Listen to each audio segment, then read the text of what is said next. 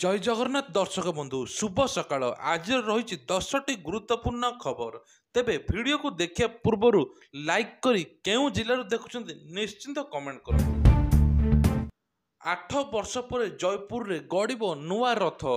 3 ସୁଦ୍ଧା ସରିବ ନିର୍ମାଣ କାର୍ଯ୍ୟ। ତେବେ ଆସନ୍ତା ଜୁଲାଇ 7 ତାରିଖରେ ରଥଯାତ୍ରା। ଏହି ବର୍ଷ ଜୟପୁରରେ ଟଣା ହେବ ନୂଆ ରଥ। ପ୍ରାୟ 8 ବର୍ଷ ପରେ ନୂଆ ରଥ ନିର୍ମାଣାଧୀନ ରହିଛି। ଜୁଲାଇ 3 ତାରିଖ ସୁଦ୍ଧା ନୂଆ ରଥର ନିର୍ମାଣ ସରିବ ବୋଲି ଦେବଦତ୍ତ ବିଭାଗ ଏବଂ ନିର୍ମାଣ କରୁଥିବା ବିଶ୍ୱକର୍ମା ଧନଞ୍ଜୟ କୁମାର କହିଛନ୍ତି। ନୂଆ ରଥ ନିର୍ମାଣ ପାଇଁ 11 ଲକ୍ଷ ଟଙ୍କା ଖର୍ଚ୍ଚ ହେବ। ସମ୍ପୂର୍ଣ୍ଣ ରଥଯାତ୍ରା ପାଇଁ 16 ଲକ୍ଷ ଟଙ୍କା ଖର୍ଚ୍ଚ କରାଯିବାର ଯୋଜନା ରହିଛି। ସୂଚନା ଅନୁଯାୟୀ 2016 ମସିହାରେ ହୋଇଥିଲା ନୂଆ ରଥ। ତେବେ ଗତ 8 ବର୍ଷ ହେଲାଣି ରଥ ଖରାପ ହୋଇଥିଲା। ତେଣୁ ଏହି ବର୍ଷ ନୂଆ ରଥ ଗଡ଼ିବ ଏବଂ ରଥର ନିର୍ମାଣ ପାଇଁ ବିଶ୍ୱକର୍ମାମାନେ ଟେଣ୍ଡର ମାଧ୍ୟମରେ 4,20,000 ଟଙ୍କା ନିର୍ମାଣ କରୁଛନ୍ତି। ଜୟପୁରରେ ବନଖଣ୍ଡ ପକ୍ଷରୁ ମାଗଣାରେ 63 ମିଟର ଶାଳ କାଠ ମଧ୍ୟ ଦିଆଯାଇଛି। ତେଣୁ ଏନେଇ 8 ବର୍ଷ ପରେ ଏବେ ଜୟପୁରରେ ନୂଆ ରଥ ଗଡ଼ିବ।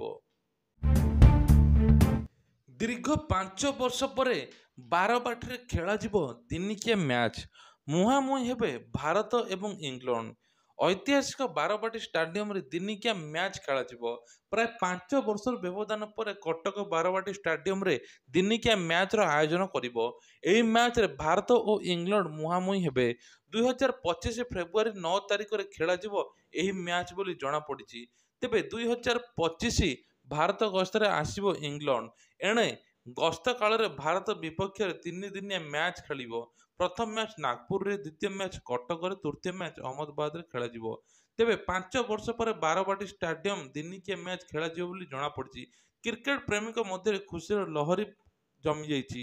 କାହିଁକି ନା ବାରବାଟୀ ଷ୍ଟାଡିୟମକୁ ଇଂଲଣ୍ଡ ଖେଳାଳି ଏବଂ ଇଣ୍ଡିଆ ଖେଳାଳିମାନେ ଆସି ପହଞ୍ଚୁଛନ୍ତି। ବାରବାଟୀ ଷ୍ଟାଡିୟମରେ ଦର୍ଶକଙ୍କ କ୍ଷମତା 45,000। ଏଥିରେ 27 ଦିନିକିଆ ମ୍ୟାଚ୍ ଖେଳାଯାଇଛି। ପ୍ରଥମେ ବ୍ୟାଟିଂ କରୁଥିବା ଦଳ 11ଟି ମ୍ୟାଚ୍ ଜିତିଥିବା ବେଳେ ପ୍ରଥମେ ବୋଲିଂ କରୁଥିବା ଦଳ 16ଟି ମ୍ୟାଚ୍ ଜିତିଛି। ଏଠାରେ ଇନିଂସ ହାରାହାରି ସ୍କୋର 229 ରହିଛି। ତେବେ ଏବେ ଦେଖାଯାଉ କାହାର କେତେ ସ୍କୋର ହେଉଛି ଆଉ କିଏ ଏଠି ଜିତୁଛି। ସେ ନେଇ ଓଡ଼ିଶାବାସୀଙ୍କ ମନରେ ବହୁତ ଉତ୍ସାହ ଅଛି। ନବୀନ ପଟ୍ଟନାୟକ ସମ୍ପୂର୍ଣ୍ଣ ଭାବେ ସୁସ୍ଥ କହିଲେ ତାରା ପ୍ରସାଦ ବାହିନୀପତି। ଶୁଣିଲେ ଆଶ୍ଚର୍ଯ୍ୟ ହେବେ। ବିଜୁ ଜନତା ଦଳ ସଭାପତି ତଥା ପୂର୍ବତନ ମୁଖ୍ୟମନ୍ତ୍ରୀ ନବୀନ ପଟ୍ଟନାୟକ ସମ୍ପୂର୍ଣ୍ଣ ଭାବେ ସୁସ୍ଥ ଅଛନ୍ତି ବୋଲି ଆଜି କହିଛନ୍ତି କଂଗ୍ରେସ ବରିଷ୍ଠ ନେତା ତାରା ପ୍ରସାଦ ବାହିନୀପତି। ବିଧାନସଭାରେ ସାମ୍ବାଦିକମାନଙ୍କୁ ସେ କହିଛନ୍ତି, ମୋର ନବୀନ ପଟ୍ଟନାୟକ ପ୍ରତି ବହୁତ ସମ୍ମାନ ଅଛି। ମୁଁ ଆଜି ତାଙ୍କ ପଛେ ପଛେ ଆସୁଥିଲି, ଭାବୁଥିଲି ତାଙ୍କ ପାଦ ଏପଟ ସେପଟ ହୋଇଯିବ। ହେଲେ ବିନା କାରଣ, ବିନା କାହାର ସହାୟତାରେ ଆରାମରେ ଗୋଟିଏ ପରେ ଗୋଟିଏ ପାଦ ପକାଇ ବିଧାନସଭା ବାହାରକୁ ଆସିଲେ। ତାଙ୍କର ହାତ ଥରୁଥିଲା ନା ଶରୀର ଥରୁଥିଲା, ସେସବୁ ଆଲୋଚନା ମିଛ ଥିଲା। ସେ ବହୁତ ସୁସ୍ଥ ଅଛନ୍ତି, ସବଳ ଅଛନ୍ତି, ମୁଁ ଲକ୍ଷ୍ୟ କରିଥିଲି। ପୂର୍ବରୁ ତାଙ୍କ ସମ୍ପର୍କରେ ଯାହା କୁହାଯାଉଥିଲା ବା କରାଯାଉଥିଲା ତାହା ଉଦ୍ଦେଶ୍ୟମୂଳକ ଭାବେ କରାଯାଉଥିଲା ବୋଲି ଶ୍ରୀ ବାହିନୀପତି କହିଛନ୍ତି। ସଦ୍ୟ ସମାପ୍ତ ନିର୍ବାଚନ ପରେ ତାଙ୍କ ସ୍ୱାସ୍ଥ୍ୟକୁ ନେଇ ଅନେକ ରାଜନେତା ଅନେକ ପ୍ରଶ୍ନ ଉଠାଇଥିଲେ। ହେଲେ ତାହା ଆଜି ତାଙ୍କ ସ୍ୱାସ୍ଥ୍ୟରେ ଦେଖିବାକୁ ମିଳିଲା ଯେ ସେ ବିଲକୁଲ ସୁସ୍ଥ ଅଛନ୍ତି, ଆଉ ଅସୁସ୍ଥ ନାହାନ୍ତି। ଟଙ୍କା ଭଳି ଏଟିଏମ୍ରୁ ବାହାରିବ ଚାଉଳ। ଘୋଷଣା ଅନୁଯାୟୀ 3100 ଟଙ୍କାର କିଣାଯିବ ଧାନ। ଏକଥା ଆଲୋଚନା ହୋଇଛି। ରାଜ୍ୟରେ ସରକାର ବଦଳିବା ପରେ ଗୋଟିଏ ନୂଆ ପଦକ୍ଷେପ ନିଆଯାଉଛି। କଣ୍ଟ୍ରୋଲ ଚାଉଳରେ ଆଣିବା ପାଇଁ ଏଣିକି ଦୋକାନରେ ଦୀର୍ଘ ସମୟ ପର୍ଯ୍ୟନ୍ତ ଧାଡ଼ିରେ ଛିଡ଼ା ହେବାକୁ ପଡ଼ିବ ନାହିଁ। ଏଟିଏମ୍କୁ ଗଲେ ଚାଉଳ ନେଇକି ଆସିବେ। ଏଟିଏମ୍ କାର୍ଡ ଗଳାଇଲେ ଚାଉଳ ବାହାରିବ। ରାଜ୍ୟ ସରକାରଙ୍କ ଏଭଳି ବ୍ୟବସ୍ଥା କରିବାକୁ ଯାଉଛନ୍ତି। ସେହିପରି ସାଧାରଣ ନିର୍ବାଚନ 2024 ଅନୁସାରେ ଚଳିତ ଖରିଫ ଋତୁରେ ଧାନ କୁଇଣ୍ଟାଲ ପିଛା 3100 ଟଙ୍କା କିଣାଯିବ।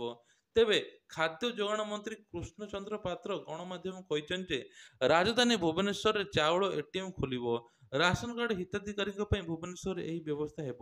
ହିତାଧିକାରୀମାନେ ମେସିନରେ କାର୍ଡ ଗଳାଇଲେ ବାହାରିବ ଚାଉଳ। ଆଗାମୀ ସପ୍ତାହକ ମଧ୍ୟରେ ଭୁବନେଶ୍ୱରରେ ଏହି ସେବା ଆରମ୍ଭ ହୋଇଯିବ। ପର୍ଯ୍ୟାୟକ୍ରମେ ସବୁ ରାଜ୍ୟରେ ଏହି ଜିଲ୍ଲାରେ ଏହି ବ୍ୟବସ୍ଥା କରାଯିବ।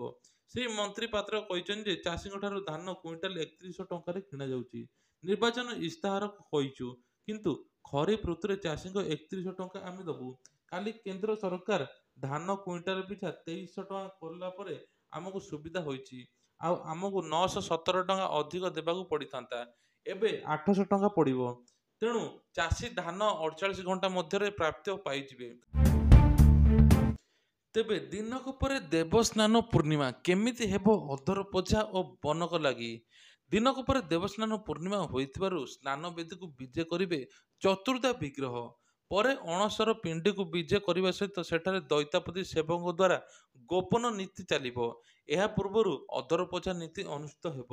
ଅଣସର କାଳୀନ ନୀତି ସମ୍ପନ୍ନ ପରେ ନେତ୍ର ଉତ୍ସବ ନୀତି ଅନୁଷ୍ଠିତ ହେବ। ଶ୍ରୀମୁଖ ହୋତା ପଡ଼ିବ। ସବୁଠୁ ବଡ଼ ବନକ ଲାଗି ଅନୁଷ୍ଠିତ ହେବ। କିନ୍ତୁ ଅଦ୍ୟାବଧି ସେବକ ଏବଂ ସେବା ତୁଲାଉଥିବା ଦତ୍ତ ମହାପାତ୍ର ସେବକଙ୍କ ବୈଠକ କରିନି ଶ୍ରୀମନ୍ଦିର ପ୍ରଶାସନ। ଯେଉଁ ଚକା ଆଖିକୁ ଦେଖିବାକୁ ସାରା ବିଶ୍ୱର ଭକ୍ତ ଆତୁର ଓ ସେହି କଳା ଠାକୁରଙ୍କ ଅଧରପୋଛା ଓ ଶ୍ରୀମୁଖ ଶୃଙ୍ଗାର କିଭଳି ସମ୍ପୂର୍ଣ୍ଣ ହେବ ସେ ନେଇ ଆଲୋଚନା ମଧ୍ୟ ଏପର୍ଯ୍ୟନ୍ତ ହୋଇନାହିଁ। ଏନେଇ କ୍ଷୋଭ ପ୍ରକାଶ କରିଛନ୍ତି ଦତ୍ତ ମହାପାତ୍ର ସେବକ। ଏଣୁ ମହାପ୍ରଭୁଙ୍କ ସେବା ପ୍ରତି ଅତି ଚରମ ଅବହେଳା ଓ ଅଣଦେଖା ବୋଲି ଅଭିଯୋଗ କରିଛନ୍ତି। ଭର୍ତ୍ତୃହରି ମହତାବଙ୍କୁ ଲୋକସଭାରେ ପ୍ରୋଟେମ୍ ବାଚସ୍ପତି କଲେ ରାଷ୍ଟ୍ରପତି। ରାଷ୍ଟ୍ରପତି ଦ୍ରୌପଦୀ ମୁର୍ମୁ ଆଜି କଟକ ଲୋକସଭା ନିର୍ବାଚନ ମଣ୍ଡଳୀରୁ ସାଂସଦ ଭର୍ତ୍ତୃହରି ବାଚସ୍ପତିଙ୍କୁ ନିଯୁକ୍ତ କରିଛନ୍ତି। ତେବେ ଶ୍ରୀ ମହତାବ ଲୋକସଭାକୁ ଲଗାତାର 7 ଥର ନିର୍ବାଚିତ ହୋଇଛନ୍ତି।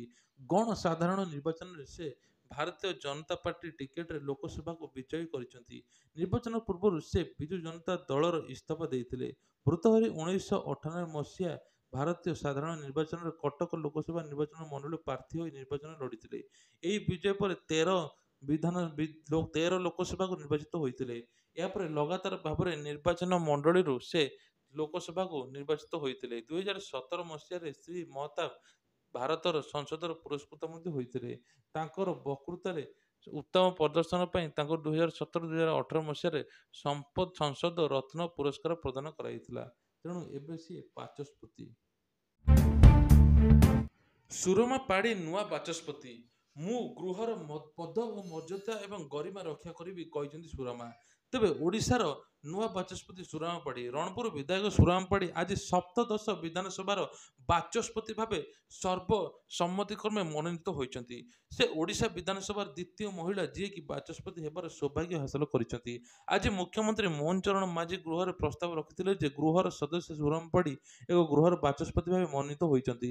ମୁଖ୍ୟମନ୍ତ୍ରୀଙ୍କ ପ୍ରସ୍ତାବକୁ ସଂସଦୀୟ ବ୍ୟାପାର ମନ୍ତ୍ରୀ ମୁକେଶ ମହାଲିକ ସମର୍ଥନ କରିଛନ୍ତି। ସବୁ ଦଳର ବିଧାୟକମାନେ ସମର୍ଥନ କରିଛନ୍ତି।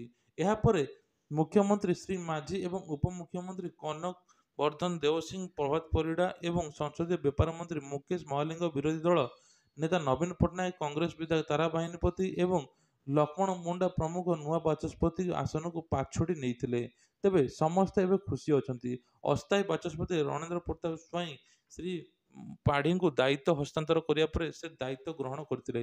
ଏହାପରେ ନୂଆ ବାଚସ୍ପତି କହିଥିଲେ ଯେ ମୁଁ ଏକ ସାଧାରଣ ପରିବାରରୁ ଆସିଛି।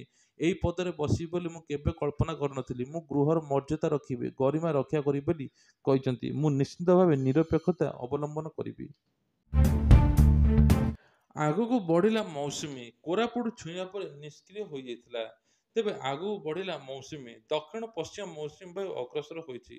ଓଡ଼ିଶା, ବିଦର୍ଭ, ଛତିଶଗଡ଼, ପଶ୍ଚିମବଙ୍ଗ, ବିହାରରେ ଆଉ କିଛି ଭାଗକୁ ମୌସୁମୀ ପରିବ୍ୟାପ୍ତ ହୋଇଛି। ଏନେଇ ଭାରତୀୟ ପାଣିପାଗ ବିଭାଗ ସୂଚନା ଦେଇଛି। ମାଲକାନଗିରି, କୋରାପୁଟ ଛୁଇଁବା ପରେ ନିଷ୍କ୍ରିୟ ହୋଇଯାଇଥିଲା ଦକ୍ଷିଣ ପଶ୍ଚିମ ମୌସୁମୀ ବାୟୁ। ଏବେ ପାଗ ଅନୁକୂଳ ଥିବାରୁ ଆସନ୍ତା 3 ଦିନରେ ରାଜ୍ୟର ଅନେକ ଜିଲ୍ଲାକୁ ବର୍ଷା ଛୁଇଁବ ଏବଂ ମୌସୁମୀ ଛୁଇଁବ। ସେପଟେ ରାଜ୍ୟରେ ଏବେ ଅସହ୍ୟ ଗରମ ଓ ଗୁଳୁଗୁଳି। ପ୍ରଚଣ୍ଡ ଗୁଳୁଗୁଳିରେ ଆଉଟୁ ପାଉଟୁ ଜନଜୀବନ। ଉଷ୍ମ ଆର୍ଦ୍ର ବାୟୁ ପ୍ରଭାବ ଫଳରେ ଗୁଳୁଗୁଳି ଲାଗି ରହିଛି। ତେଣୁ ଆଗାମୀ 3 ଦିନ ଯାଏଁ ଉପକୂଳ ଆଭ୍ୟନ୍ତରୀଣ ଓଡ଼ିଶାରେ ଏଭଳି ସ୍ଥିତି ଲାଗି ରହିବ। ରାଜ୍ୟରେ ମୌସୁମୀ ଆଗକୁ ବଢ଼ୁଥିବାର ବର୍ଷାର ସମ୍ଭାବନା ମଧ୍ୟ ରହିଛି। 3 ଦିନ ଯାଏଁ ରାଜ୍ୟର ବିଭିନ୍ନ ଅଞ୍ଚଳରେ ବିଜୁଳି ଘଡ଼ଘଡ଼ି ସହ ବର୍ଷାର ହେବାର ସମ୍ଭାବନା ରହିଛି ବୋଲି ଭୁବନେଶ୍ୱର ପାଣିପାଗ ବିଭାଗ ସୂଚନା ଦେଇଛି। ଏହି ସମୟରେ ପବନର ବେଗ 30ରୁ 40 କିଲୋମିଟର ବହିପାରେ। ବିଜୁଳି ଘଡ଼ଘଡ଼ି ନେଇ ଚେତାବନୀ ଜାରି କରିଛି ପାଣିପାଗ ବିଭାଗ।